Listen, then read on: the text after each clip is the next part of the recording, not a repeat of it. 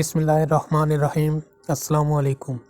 حضرت زکریا علیہ السلام بھی بنی اسرائیل کی ہدایت کے لیے بھیجے گئے۔ آپ کے زمانے میں بنی اسرائیل کی حالت بہت خراب تھی، مگر پھر بھی ان میں نیک لوگ بھی تھے اور ایسی عورتیں بھی تھیں جو اولاد کو دین کے لیے وقف کر دیتی تھیں اور ان سے دنیا کا کام نہیں لیا جاتا تھا۔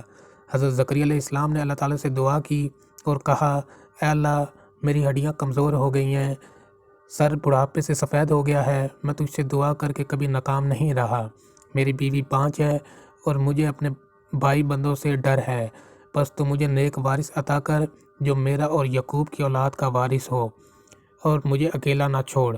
ایک روز حضرت زکریا علیہ السلام نماز پڑھ رہے تھے کہ فرشتے نے انہیں آواز دی اور کہا، اللہ تمہیں یحییٰ علیہ السلام پیدا ہونے کی خوشخبری دیتے ہیں، یہ اللہ کے حکم کی تصدیق کرے گا۔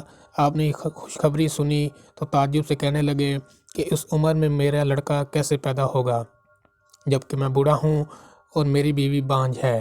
جواب ملا کہ ہمارے لیے تمام باتیں آسان ہیں۔ حضرت زکریا علیہ السلام نے عرض کیا، میرے اطمینان کے لیے کوئی نشانی مقرر کر دیجئے۔ حکم ہوا کہ تم لوگوں سے 3 دن تک اشارے کے سوا باتیں نہ کرو گے، اللہ کو خوب یاد کرو اور اس کی بزرگی صبح شام بیان کرو۔ آپ اپنے حجرے سے نکل کر لوگوں کے پاس آئے اور انہیں حکم دیا کہ صبح شام اللہ کی پاکی بیان کرتے رہیں، اللہ تعالیٰ نے ان کی بیوی کو اچھا کر دیا ہے۔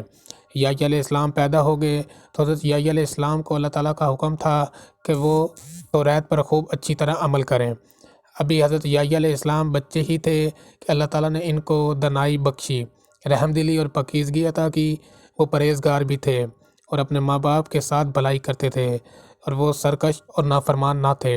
حضرت یحییٰ علیہ السلام کے متعلق اللہ تعالیٰ نے قرآن پاک میں فرمایا کہ اس کا مطلب یہ ہے، جس دن وہ پیدا ہوئے اور جس دن مرے اور جس روز زندہ ہو کر اٹھائے جائیں گے، ان پر اللہ کی سلامتی اور ایمان ہو۔ یہ لوگ نیک کاموں میں جلدی کرتے تھے، امید اور ڈر سے اللہ کو پکارتے تھے اور اس کے آگے عاجزی کرتے تھے۔